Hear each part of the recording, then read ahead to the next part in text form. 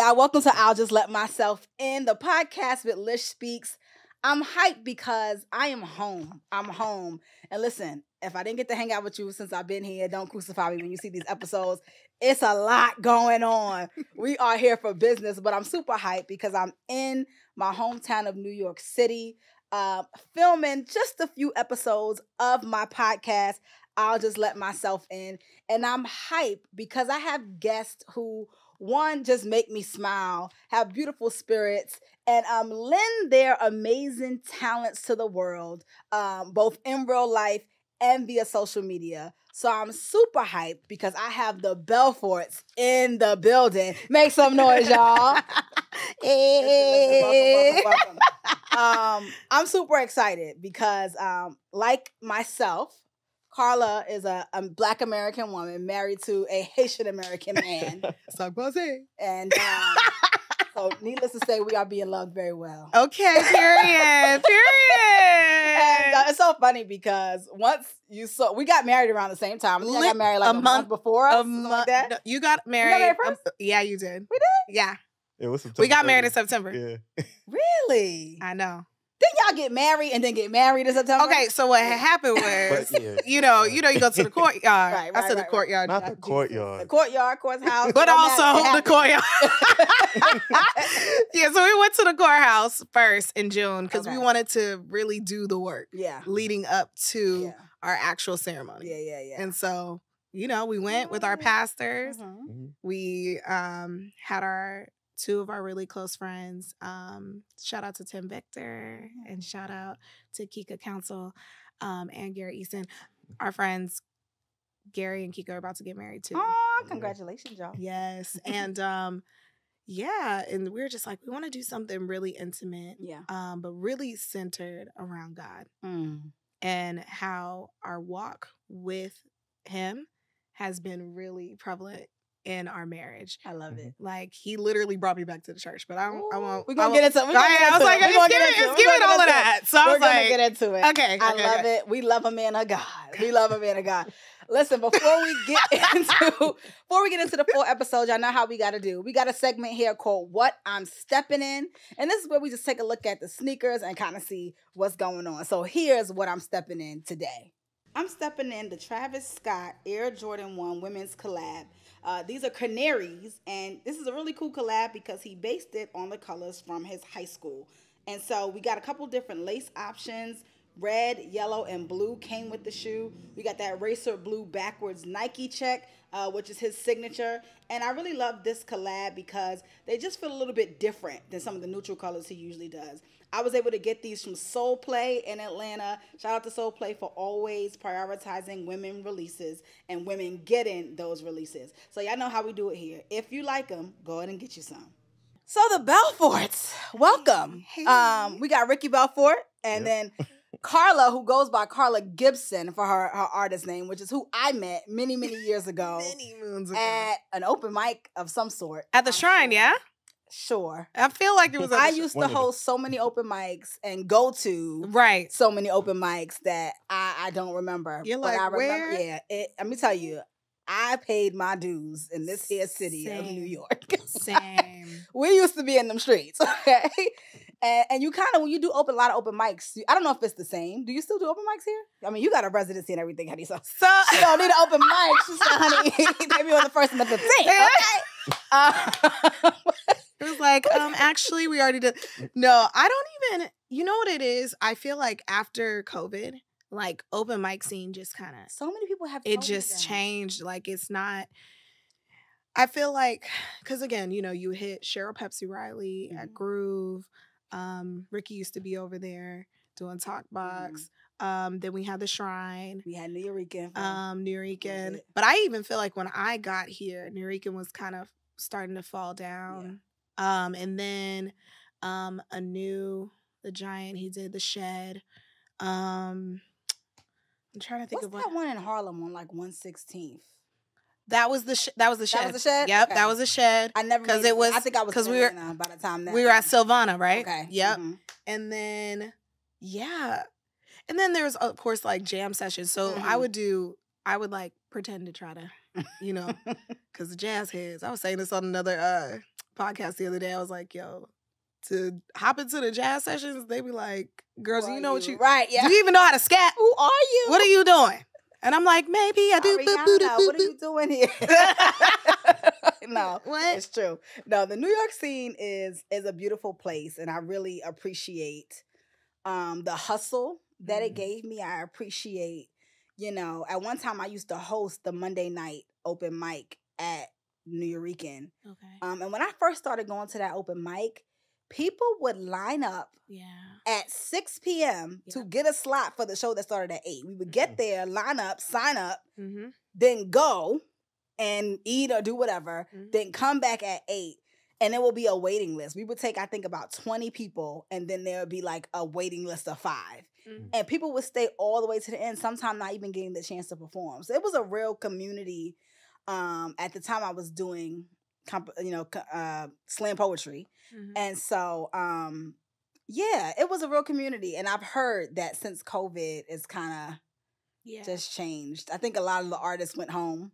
Yeah, a lot of artists either went home or went to LA. Yeah. Well, actually, home, LA, Atlanta. Yeah.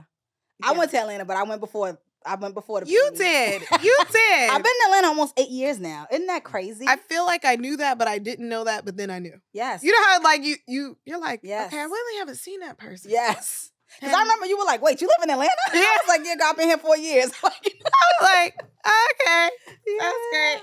Yep. I moved to Atlanta when I was 29. I am 36, about to be 37. Okay. So however many years that is. That's how long I've been in Atlanta. Okay. And it's been cool. It's been cool. Met my honey here, and so home is always going to be home. But I want to talk to you guys about what it's like being newlyweds who are also entertainers. So Ricky, let's let you, because Ricky quiet China. We don't ask him a question, he ain't gonna say a word. Honey. Exactly. My husband is the same. So, but he got a lot to say. Oh, my husband. Lots of opinions. Yep. Okay. Thoughts, comments, and concerns. Thoughts, comments, and concerns. Heavy on the concerns. Okay. Can you blame them with us though? So Ricky, you are a DJ. Mm-hmm.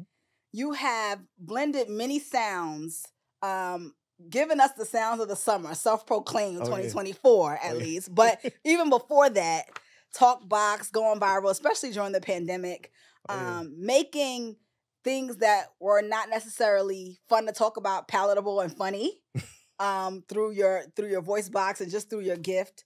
So tell us a little bit about your journey to becoming this person. Wow. All right, I'm gonna try to give like the Cliff Notes, Spark Notes on my version of this one, but just I guess like on the going viral side, it came from pretty much trying to create value from a place of trying to escape.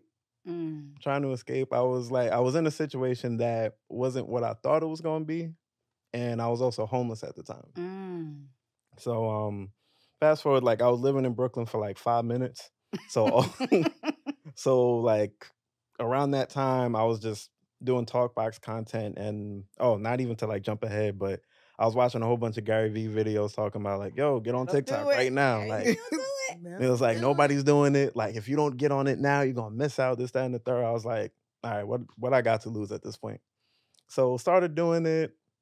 This was like November 2019. And I started going mini viral on TikTok. It just like shot up to like 10K followers. And I'm like, all right. The spot, like no one knew that I was on TikTok. I ain't telling nobody. Like I just started from scratch.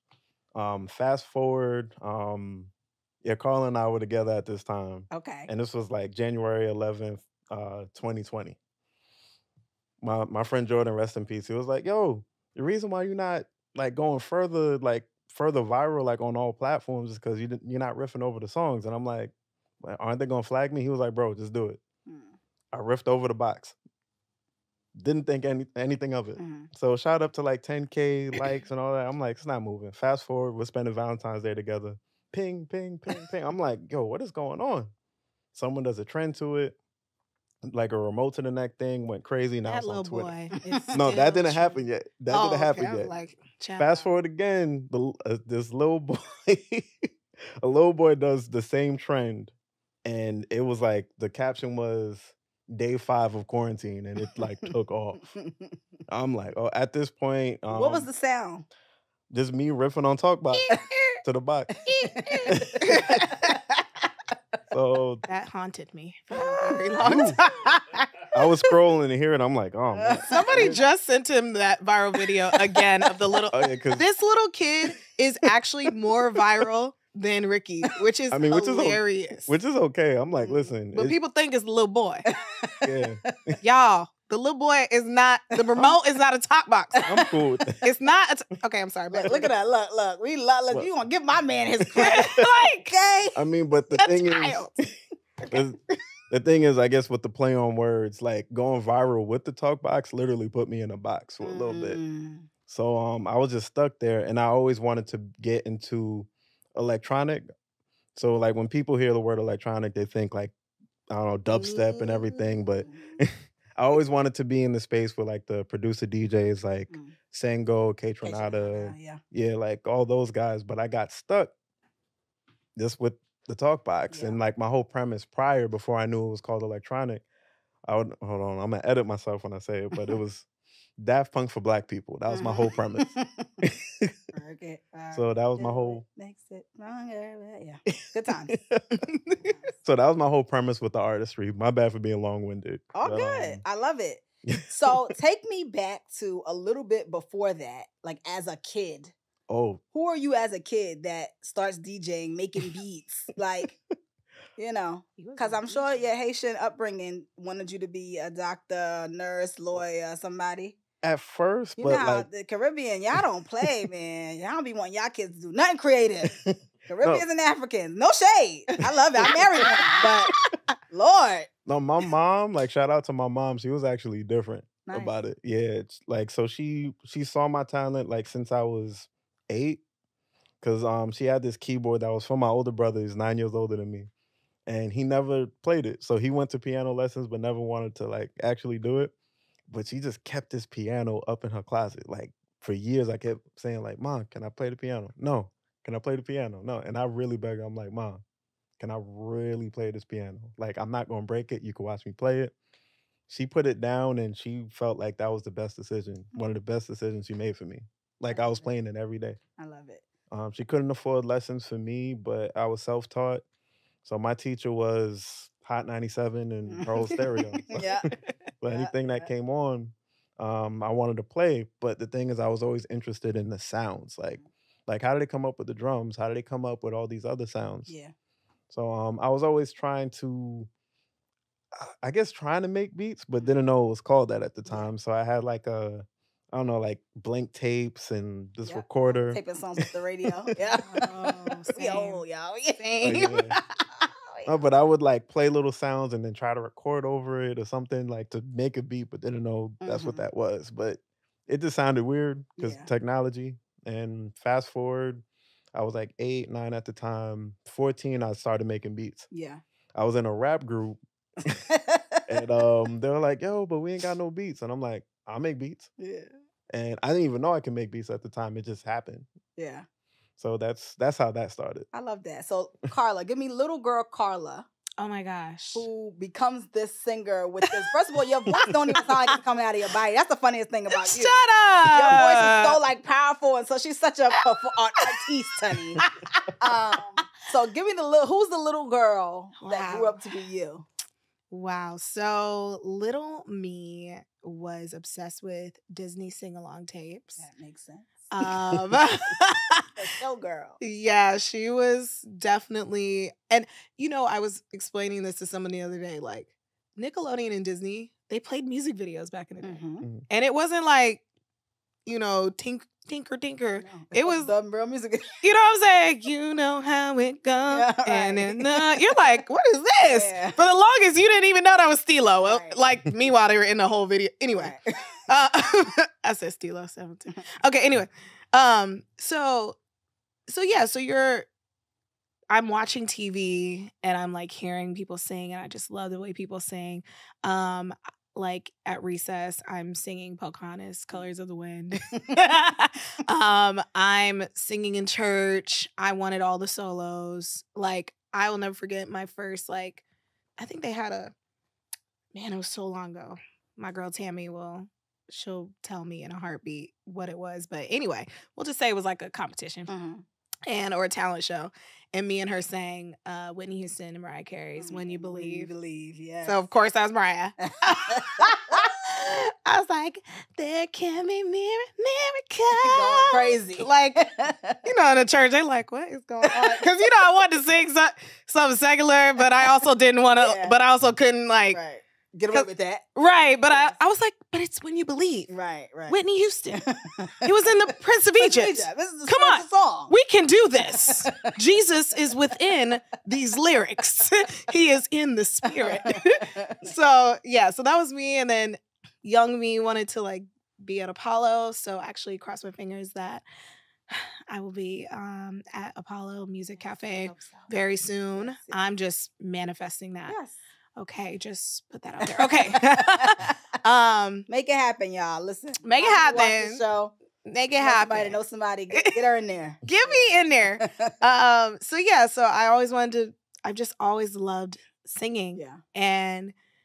But every chance I got, I would sing every chance that I got, but my dad was a doctor, military doctor. So and then my mom was a nurse. Okay. So, but I will say this about my parents, they did, if I wanted to try something, they would put me into it, but still it was like, but still make sure you go get that degree. But just so we're clear. Get it together. Right.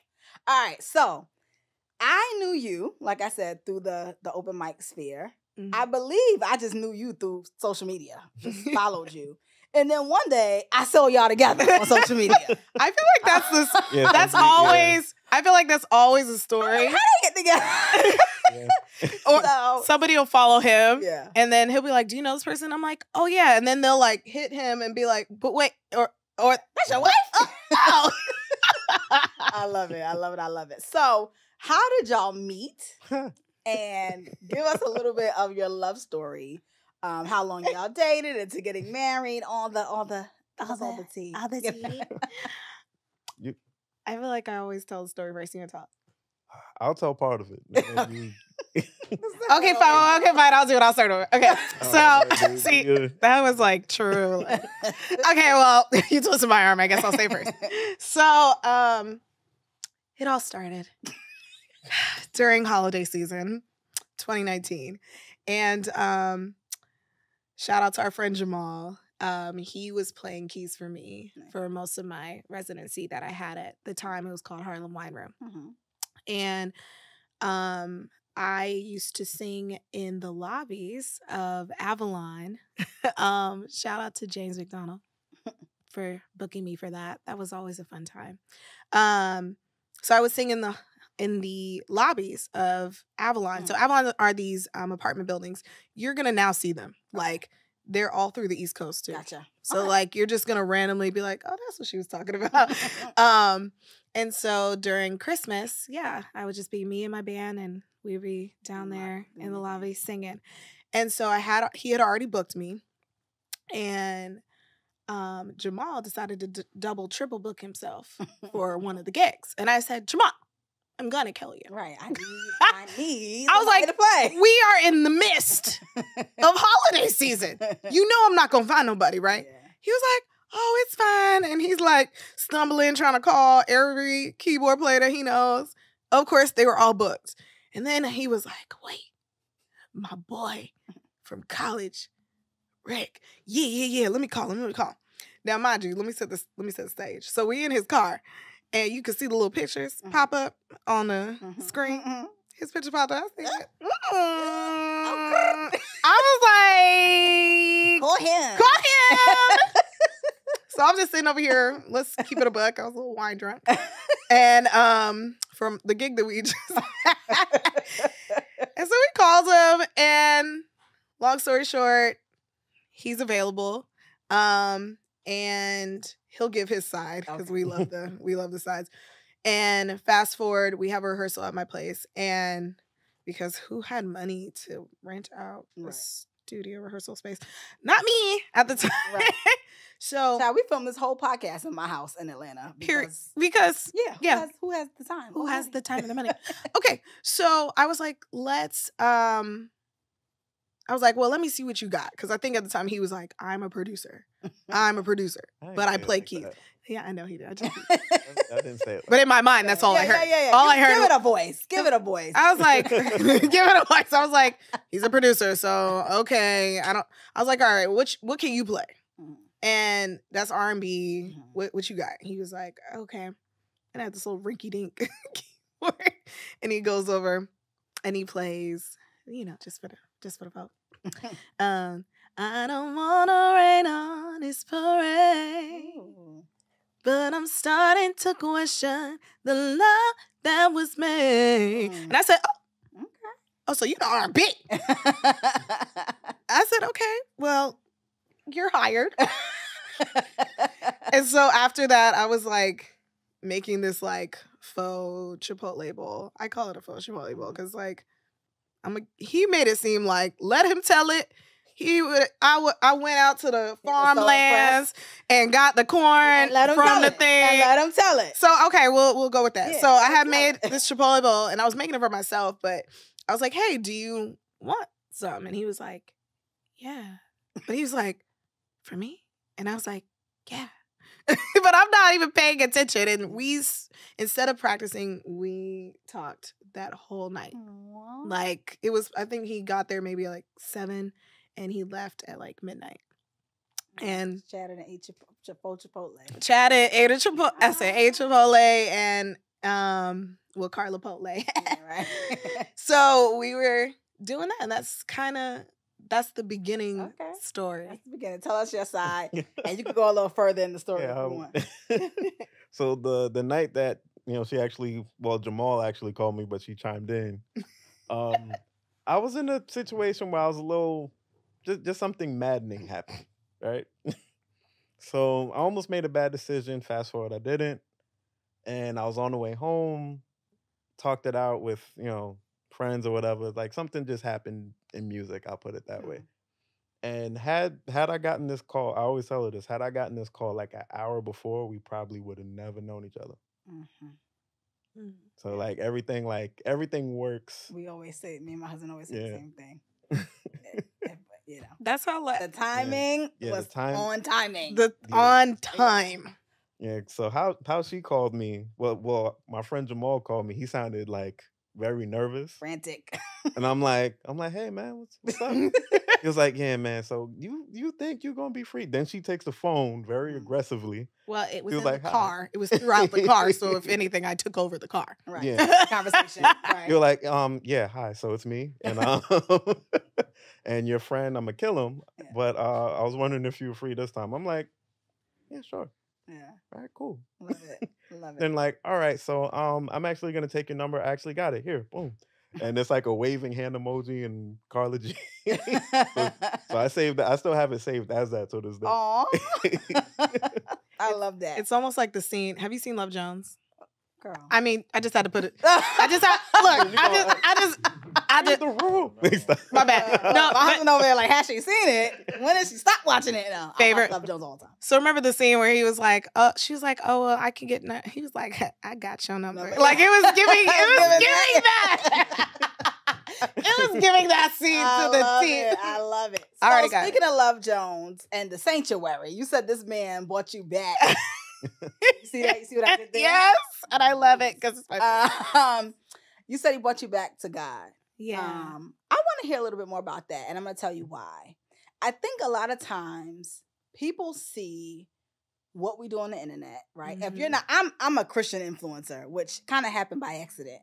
But I love to see it. Because I'm just a Christian and I just be talking and here we are. Yeah. But when I was doing music solely, I think sometimes people kind of see what you do and they know you're faithful, but they don't really like associate you with that. Yeah. And I love that there's just a depth to what you all believe and what you do. but you still are chasing your dreams. You're still going after things. You're still letting yourself in, which is the whole premise of this podcast, right? Like, letting yourself in and not waiting for someone to give you opportunities.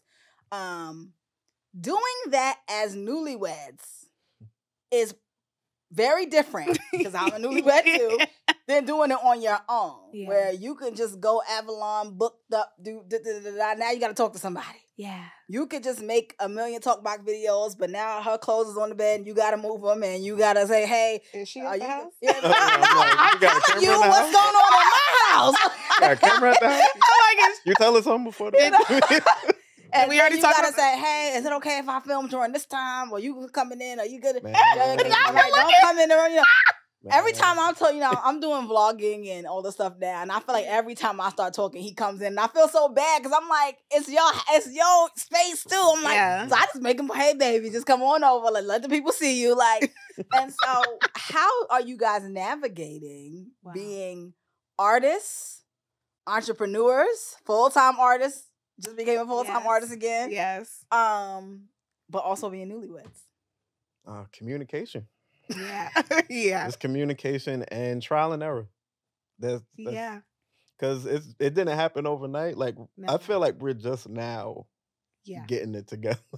Yes. Of like not letting things overlap and not letting even stresses of life infiltrate the vibe of like, if she needs to do something, if I need to do something, we've been, especially the space that we're in. Yeah. We're going to write a book about it, according to her. That's what we're going to... I keep saying, like, chapter 75. Start the podcast. Y'all, trying to tell y'all. I feel like we just trying to... You know what it is? I think, speaking of faith-based couples, Kev on Stage and his wife... And Melissa, love them. We love their book. Mm-hmm. We haven't even Marriage finished. Be Hard? Yo. We got to read it. We have it. We have 2 copies. Don't read it. Get the audio. Yo, the audio is jokes. Okay? But we need to finish it. We can't. We're playing. I'm waiting on you. Okay. We on like chapter 6. You know what it was? Because we there was like a chapter on sex. And it just hit home. It was just like, it was so funny. It was so, like, what I love about the book, because it's just so funny and so real. All the things that you want to know about marriage. Yeah. And being faith-based, you're just like, okay, everybody else, we're not the only ones thinking this way, or like, it's just so funny. So I think because I got stuck on that. Even in those, but those 6 chapters, we talked so much, like it just helped with conversation. But like he said, communication, and a phrase that recently has been chiming. I can't remember where I heard it from. I feel really bad. It was probably a sermon or. Shout out to Stephen Frederick. We've been watching him a lot. Frederick. That was real black of me. Just adding on syllable. Oh, Jesus. Sorry, Stephen. Just know we are getting blessed by your sermons. Right. All right. Why'd I do that? The quote. So it's us against it. Mm-hmm. Yes. Not me and it against him, it's us against it. Yeah. And so taking a moment to just pause, look at each other, and remind yourselves like, okay. Yep. What's really happening? Yep. Okay. You're upset because the clothes are always in the shot. Yeah. Okay. Yeah. But I am always running out the house. Yeah. And sometimes it's hard to put the things away. Yeah. But I'm not against you. Right. The clothes. It's the clothes. It's the clothes against us both. The clothes against us both. It's the storage. Yeah, no, truly. The lack thereof. So, yeah, I think it's really just taking a moment and just saying, okay, let's communicate about this. Let's break it on down. We had amazing marriage counseling from our pastor, Pastor Judy, with Bridges Ministry out in Long Island. Yes, we go out to Long Island. Yes. It's so good. Yes. It's that good. Listen, go where you need to go. It's that At first, she was like, okay. At first she was like, why are you going all the way out to Long Island? I'm like, trust me, when you go, you'll get it. Yeah. Yeah. So were you a part of a church at all? Nope. So he was going to church and said, if you're going to be my wife and my girl, you got to come to church? No, actually. Oh, okay. It was more like, again, like as we got closer, the more it was like, we needed that foundation. Mm-hmm. Because at the end of the day, it's like, if you don't have a certain foundation, and I'll speak for us, if you don't have that biblical foundation, the spiritual foundation, then you're going to be all over the place. Absolutely. You're going to fall. Absolutely. You're going to leg land. Everything going to just, you're going to be like, squirrel. Like, so distracted. Anything will knock it down. Oh, go ahead. What were you going to say? Yeah, anything will knock it down if it's not a strong foundation. Yeah. And you need something that you guys can come back to. Because at some point it becomes, oh, I think I'm right and I think I'm right. So we got to go to what's right. And that's what I love about my marriage. Like, we don't really have a whole bunch of arguments because my husband is cool as a cucumber. He just be like, yeah, no, we're not doing that. Yeah. And if I have an attitude, I got to go work that out with the Lord. Yeah. That's just that on that. Having my attitude all by myself. Right, all by yourself. But, if we disagree on something or we feel a way about something, even the way that we discuss it and the way that we talk to each other is based on what is right, not who is right. And that really helps. And even when, we were deciding, because we were long distance for a while, one of the main factors in us deciding that we felt like Georgia was the best place for us is because we felt like it was the church that we are a part of and that I work for would be the best place for us as a young married couple spiritually, rather than the church that he was a part of here. And that was no shade. It was just, hey, where are the relationships? Who's going to nurture us? That kind of thing. And that may change one day. We don't know. But for where we are now, this is where we needed to be. And so I think having that foundation is like super important. Because at the end of the day, I'll tell people, marriage is not hard. I'm hard. Marriage is not hard. A word. He's my best friend. Yeah. I love coming home. I'm provided for. I'm taken care of. We laugh. We joke. When I'm having an issue being married, it's my character. It's my sin. It's my personality. It's my selfishness. It's my arrogance. It's my whatever. And vice versa, right? And so that really helps me because I just be checking myself, even in my friendships. Like, I had to check myself about something I felt about one of my friends recently. And I was like, girl, that's very entitled of you.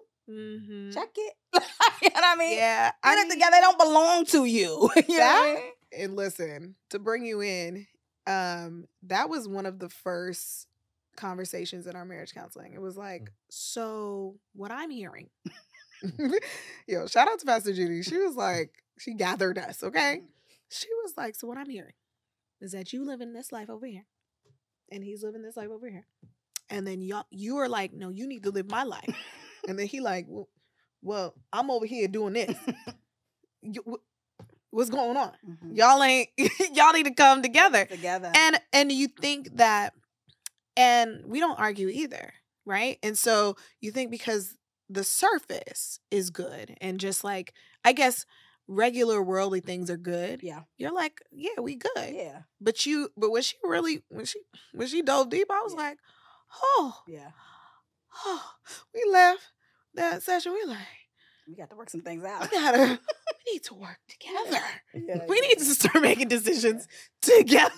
Start like using the same calendar. Start talking together before you make a plan. Yo, because you not tell somebody you're going to be in Long Island and he tells somebody you're going to be in the Bronx. Listen, I'm talking about what I know. I am the queen. I'm the queen. But I will say, I feel like our generation, the hyper independent generation, right? It would always be like, oh, well, I don't gotta tell my man where I'm going. I do what I want. Yeah. And if you're gonna be with me, then you gotta be okay. If I decide to just up and go over here, up and go over there, but you be at home. But we don't want that life. No, but then you realize, but then you realize like, what kind of partner is that? What kind of partnership is partnership? Right? Exactly. The partnership is, and I think it almost reminds me, I feel like I need to go back and watch it again. It's like when Fantasia was talking about being submissive to her husband, and people are like, the internet was like, what do you mean? You gotta be submissive. Nah, you can't be submissive. And it's like, submission, we have to redefine that word. Yeah. We don't even have to redefine it. We have to go back to what it actually means. Okay, accept it. That's what I meant. Like, and see the power in it. And see the beauty in it. Yeah. And see that in a lot of ways when we submit to each other, because the Bible talks about submitting to one another out of reverence for Christ, right? Mm-hmm. And so when we submit to one another, there's so much love, beauty, unity, and harmony. Mm-hmm. You know what I mean? Because my husband doesn't necessarily submit to me, but he bows to some of the things I want, just like I bow to some of the things he wants, period. You know what I mean? And there's no marriage without that. It's like that scene when Claire Huxtable is talking about the coffee. Girl, I felt that's that. what it is. That's what it is. That's what it is. You know what? And am I gonna go there? I'm gonna go. So yeah, where we go? Yeah, right. Before we go. You see how quickly? I love it because he like. And I love that you're like, but wait. I was like, wait, you're right. Okay, wait. Okay, I won't go there. I was gonna talk about the, and then the. I love when couples have moments like that. He's like, I'm not reading you. Tell him later. All right, I want to get to you. Yeah. Me and Carla just so you are married to a force, right? Like, she don't just tell a story, she tells a story. I'm the same way. I'm very dramatic. Yeah. I'm very loud when I want to be. And I have, like I said, a very chill husband. And people always say, quiet men always pick loud women or whatever.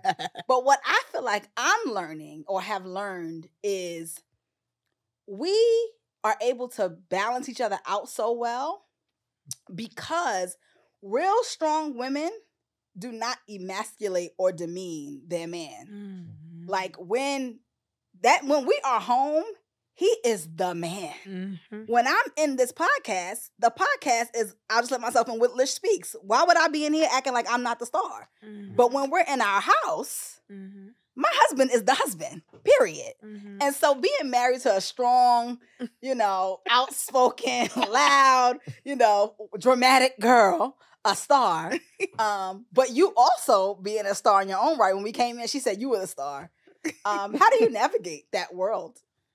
I don't know. It's just natural. Like, it's like there were moments and things, and like there are moments, I guess, diving on the spiritual side, like where the enemy could play tricks on you. Mm-hmm. But like that aside, it's like, I don't know, we're both ourselves. I'm cool with being laid back. Yeah. If anything, I'm like, the only time I want anything on me is like, all right, if I'm performing or whatever, DJing, that's the only time. Yeah. Other than that, I like being in my corner, like being by the water and all of that. I just live a very chill life.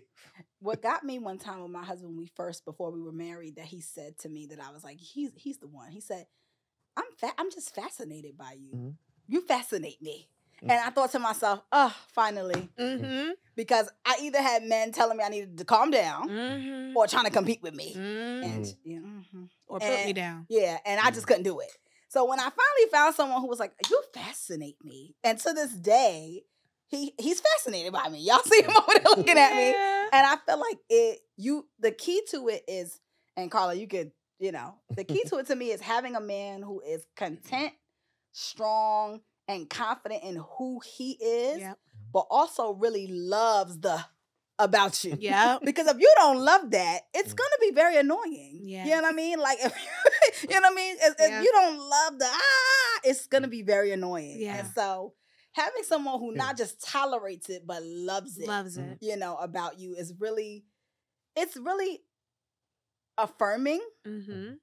And if you haven't said this to him, you should. Mm-hmm. It's really affirming for women like us. Because we really do live in a world that tells us that we're too much all the time. Mm-hmm. All the time. Or too much and not enough at the same time. Mm-hmm. And so, I salute you for loving, Yeah. Even like when we first started dating, it's like, sometimes, we'll end up having like a double date with like strangers. Yes. And the thing is, like, she felt bad one night. She was like, oh my God, I'm like, no, you're fine. Like, because I guess like people in the past are like past friends or something, be like, oh, like we came here together. Like what? Of course, there's a time and place for everything. But I'm like, we didn't designate this as a date. We were just hungry. So like, yeah, I'm she like, ain't never met a stranger. The person she meet becomes a friend every time. Oh, Last night we went to see The Wiz, right? So there's this guy sitting next to me, chatting me up. Now I think he's chatting me up. So we leave, and my husband said something your best friend, and I'm like, I had to stop talking to him because he was just chatting me up. He was like, "Yo, you were the one carrying the conversation." I was like, "What's up?" It was me. I swear you was talking to me. Is it me, Jesus? Is it me, Jesus? I just had to accept that. I'm like, I know he right. So no. So yeah. I feel like another movie reference. That's actually we love rom-coms together. Yeah. That was our thing. Still is. But I remember telling him he reminded me of Homegirl in Beyond the Lights. I don't know if you saw that. I think I've seen Beyond the Lights. Oh, it's such a good movie. Yeah? It's one of those movies where you're like, wow, that was a good movie. But she had a line in there, and she was about to basically like commit suicide. And the character, the love interest, he actually runs out and he grabs her right as she's like about to drop. And she looks up at him and he's like, I see you. And I feel like when I met Ricky, like, I was at that point where I just was like, I don't want to do this music stuff anymore. I don't even, what am I doing? Like, what am I doing? Yeah. I felt like a very small fish in this big pond. Yeah. I just didn't feel like cool at all. And so, but when he came in, like, I remember he came to one of my shows, and after the show, he was like giving me notes.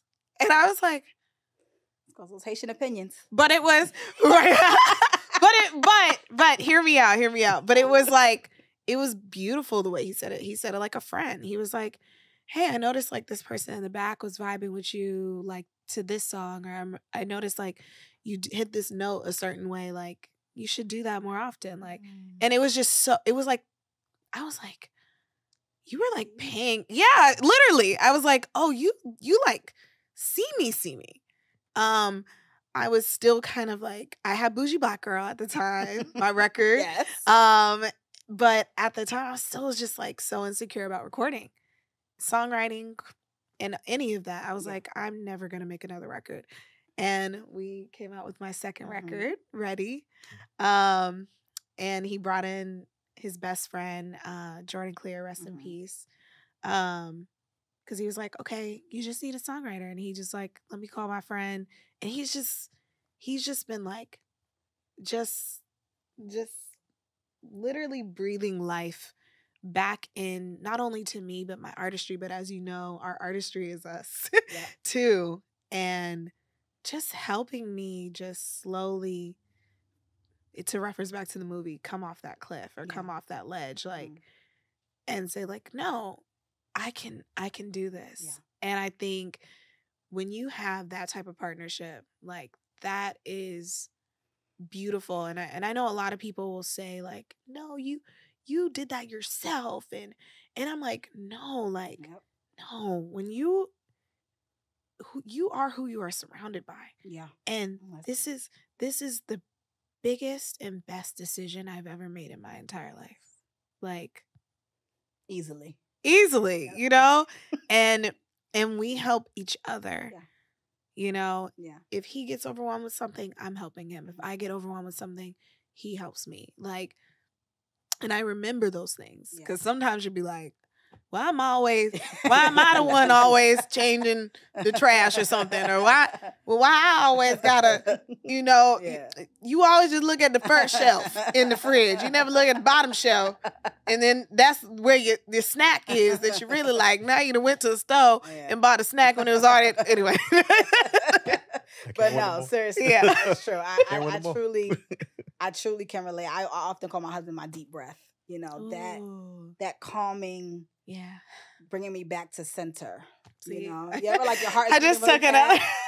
and you take that deep breath and you like that nose deep breath and your heart rate goes, it starts to slow down. That's what it does for me. Yeah. Because beyond the, you know, personality that people see is a very anxious Black girl. Oh my gosh. Is a very scared Black girl. Is a very sometimes melancholy and sad Black girl. You know? And that's the side of me that people don't see, you know, and being seen and yet still loved and even adored and cherished for who you actually are. Yeah. Whoo, that thing, I mean, it'll make you feel like you can fly, honey. Like, girl, you know, girl. He tells me that. I'm sorry, not to cut you off. Yeah, he even recently he was like, babe, you know you can turn off, right? And I was like, huh? He was like, you're on right now. And I was like, no, I'm not. Wait, what do you mean? What? Well, how am I on? Well, explain on to me and off to me. I was like, I feel like I'm off right now, I think. He was like, phone call on. I was like, what? Yeah. But that was my best friend. No, but I'm like really close to that person. He's like, you were on. Yeah. And I was like, wow.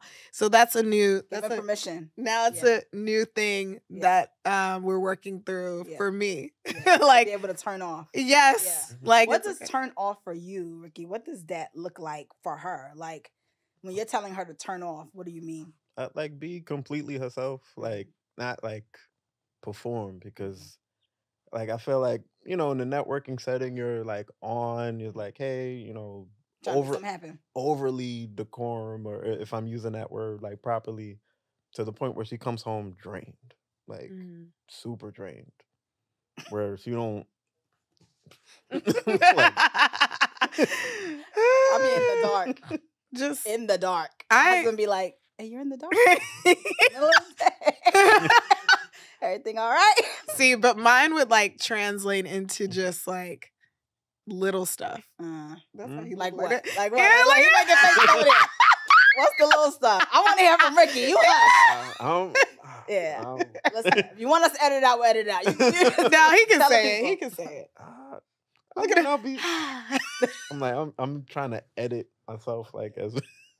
It's okay. The folks need to understand real relationships too. It's like, for example, you know, back when I'll just go back to 2021. 2021. What a year. She's been delivered since this. I've been delivered. Yeah, it would be like a work shift. Obviously, she'd be on, you know, back when she was doing, you know, working. And shout out to my job though. She'd come home, and it's like I don't even get to say, "Hey, babe, the house is clean. Like chicken is cooked, and I still got work done." Bag thrown on the floor. Yeah. Oh, I got to meet with this person. Like it's like a tornado. Then you come back home. All right, covers on. I'm like, good night. All right. And then if he would, and then like just simple stuff he would do, I'd just be like, I'm annoyed. Yeah. And he's like, easily annoyed. And he's like, I just took a breath. I just took one breath. He's like, I'm like, just always have those headphones on. Like, just always making beats. Never wanting to like talk to me when I'm ready to talk. Meanwhile, you've been at the house for 18 hours. But, you know, I guess you're going to just make a beat now. And well, enjoy it while I stew in my attitude. Yeah. No, that's real. That's definitely real, man.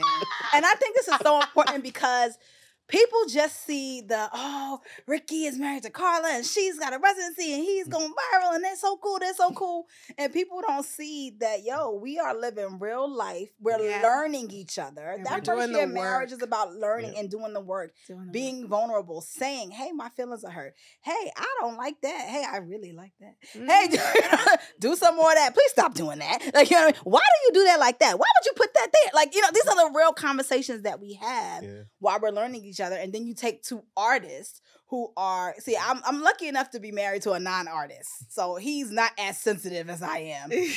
But artists are sensitive. Yeah, we are. So, you know, having to really not walk on eggshells, but be mindful of each other's emotions, even when you are giving those notes about a video that somebody that you know he just made, or a performance that you just had. Just really navigating that space with a lot of love, gentleness, compassion, speaking the truth in love. That whole idea, I really feel like that scripture is for everybody, but it is for married people. Like, you really do have to speak the truth in love, because that same love will cover over a multitude of sins. So if you say something that hurts somebody, you know, you can get through it and get over it because of the way that it was spoken in love. And I think specifically as like powerful women, you know, I'm very careful about how I speak to my husband, because I understand the power of what I say to him. I understand that as strong as any man is, they want their woman to be pleased with them if they love you, if they care about you at all. Yeah. And so when you start expressing displeasure, you're not happy, they feel like nothing I do is enough. And you might have just said one thing, but they hear, nothing I do is good enough for her. Yeah. So I be really trying to be mindful of the things that I bring up. Also, because I don't want to be the little boy that cried wolf. Everything is a problem. You know what I mean? Right. For me. So it's like, what do I really actually need to talk to you about? And what do I need to talk to my therapist about? So, you know what I mean? Or my mom or my sister or my friend or whatever. Yeah. And really like just being mindful of that. I do want to ask you guys before we wrap up, you guys have your own separate things going on. Yeah. So, Carla, we're going to start with you. Ricky, we'll end with you. You have your own residency, yes? Yes. Okay, tell us about that. So actually, currently my residency is at Bixie Harlem. So I'm there every first and last Thursday of the month. Okay. But and also every summer I throw a block party. Period. So that's coming up in August. I don't know when you're gonna put this out, but I'll just throw it out there. It'll be out. August what? What's the date? August 17th. August 17th. So find me in the streets of Harlem, Frederick Douglass Boulevard. It's gonna be a good time. That's big. Yeah. That's a big deal. It is.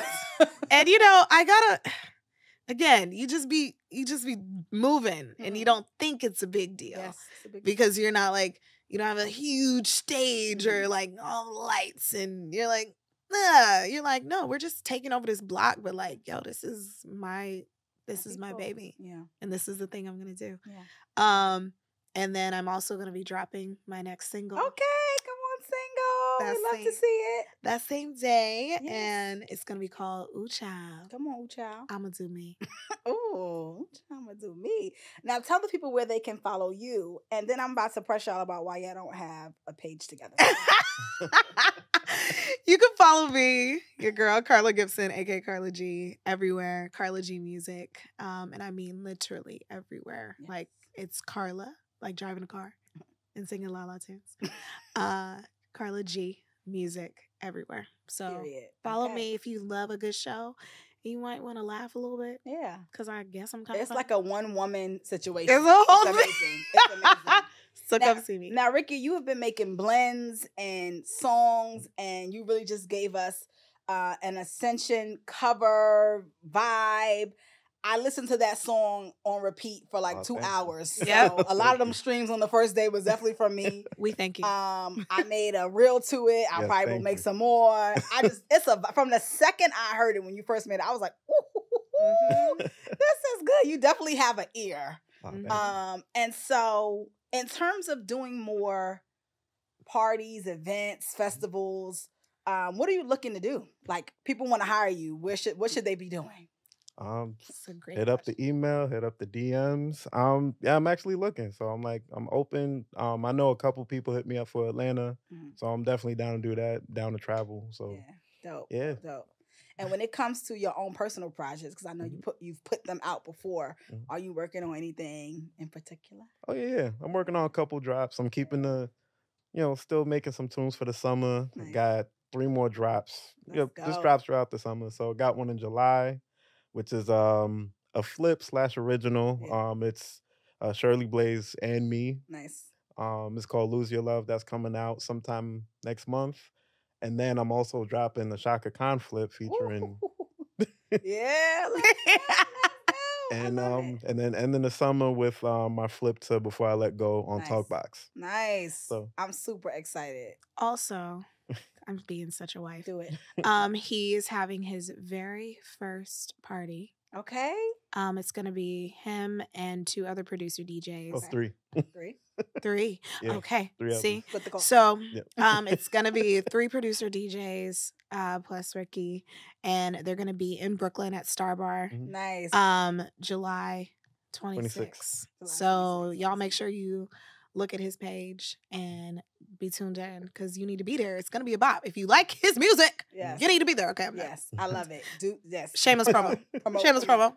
Listen, y'all first of all need to have your own YouTube channel, podcast. I'm always pushing it because I really do believe that people need examples of relationships like ours. People in their 30s who, I feel like it's either people got married in college and super young, or we just see older couples. There's not a lot of examples of people who are living it in your 30s. Yeah. And so I think you guys are such a great example of that. And I also think it's really cool that you have complementary talents and you guys can help each other along the way. So I'm excited to see what the Belforts bring into the world. This will not be the last time you guys will be on the couch with me. I will probably have y'all individually and together again. Yeah. I have a lot more to say, I promise. Yes. You said a lot. We're going to edit you in right, so it feels balanced. You said a lot. Yeah, and then the next time we're going to get my husband on here so we can argue. Yes.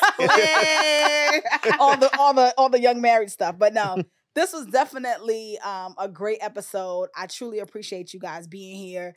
Listen, you already know this is I'll Just Let Myself In with Lish Speaks. And like I always tell you guys, like, subscribe, follow, go ahead and rate us, leave a review, tell a friend to tell a friend. We are everywhere where you find your podcast. So it's no excuse for you not to be locked into I'll Just Let Myself In. Like I always say, here, I'll just let myself in. If you can let yourself in, that means the mechanism is either somewhere around or the door is open. Don't let anything stop you from going through the God-given doors that he has for you. This has been another episode of I Just Let Myself In with your girl, Lish Speaks. And come back and find us same time, same place next week. Peace.